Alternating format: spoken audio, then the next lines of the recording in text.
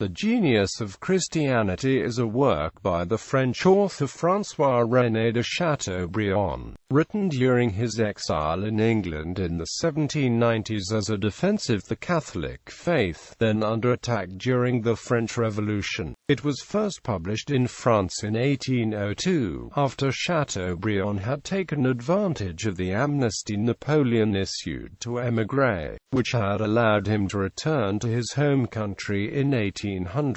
Napoleon, who had just signed the Concordat with the Pope, initially made use of Chateaubriand's book as propaganda to win support among French Catholics. Within 5 years, he had quarreled with the author and sent him into internal exile. In The Genius of Christianity, Chateaubriand defends the wisdom and beauty of Christianity against the attacks on it by French Enlightenment philosophers and revolutionary politicians. The book had an immense influence on 19th-century culture and not just on religious life. In fact, it might be said its greatest impact was on art and literature. It was a major inspiration for the Romantic movement. The book emerged from Chateaubriand's attempt to understand the causes of the French Revolution, which had led to the death of many of his friends and family members. Sometime in the late 1790s, Chateaubriand had reverted to the Catholic faith of his childhood. He felt that France had lost its way during the Enlightenment period, when leading intellectuals, such as Voltaire, were hostile to traditional religion. In the work, Chateaubriand aims to prove Christianity comes from God, because it is excellent. With that objective in mind, he is particularly interested in the artistic contributions of the Christian religion, comparing them with ancient and pagan civilizations. The principal theme of the book is that only Christianity is able to explain progress in arts and letters. Chateaubriand accuses the writers of the 18th century of misunderstanding God. He makes an exception for Jean-Jacques Rousseau, who had a shadow of religion. For Chateaubriand, Voltaire is an inferior playwright to Jean Racine because Voltaire was not a Christian. Structure and contents. Chateaubriand divided Get du Christianisme into 4 parts. Part 1, Dogmas and Doctrine, divided into 6 books: Mysteries and Sacraments, Virtues and Moral Laws, Truth of the Scriptures, The Fall of Man, Truth of the Scriptures, Objections against the Moral System of Moses,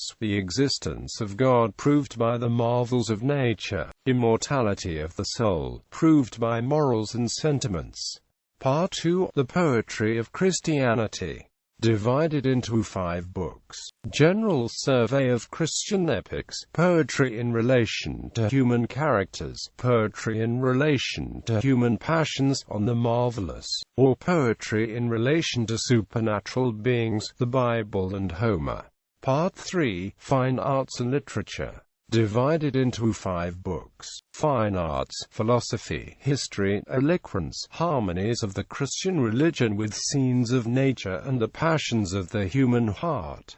Part 4, Ritual, divided into 6 books: Churches, Ornaments, Singing, Prayers, Solemnities, etc. Tombs, General Survey of the Clergy, Missions, Military Orders of Chivalry, Services rendered to society by the clergy and the Christian religion in general. The original edition of Get du Christianisme also contained 2 novellas by Chateaubriand, René and Itala, both of them romantic tales about American Indians.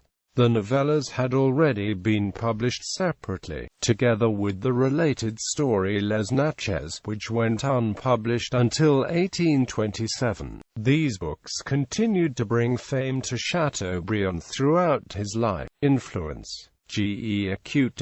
du Christianisme had a considerable influence on the history of literary and religious ideas in 19th-century France. Written in a classical style, but early Romantic in sensibility, it glorified new sources of inspiration, such as Gothic architecture and the great epics of the Middle Ages. Many critics consider Chateaubriand's vivid powers of description have worn better than the strength of his philosophical arguments. As David Cairns writes, beyond its specific purpose, G.E. du Christianisme set a current of sympathy flowing between the author and a whole generation of young French men and women, kindling their imaginations over a wide range of feelings and ideas. The power of the great epic writers, nature in its immense diversity and grandeur, the poetry of ruins, the spell of the distant past, the beauty of immemorial popular rituals and the haunting melancholy of the music accompanying them, the pangs of awakening consciousness and the perils and ardors of the solitary adolescent soul. More than any other work, it was the primer of early French Romanticism. Besides this,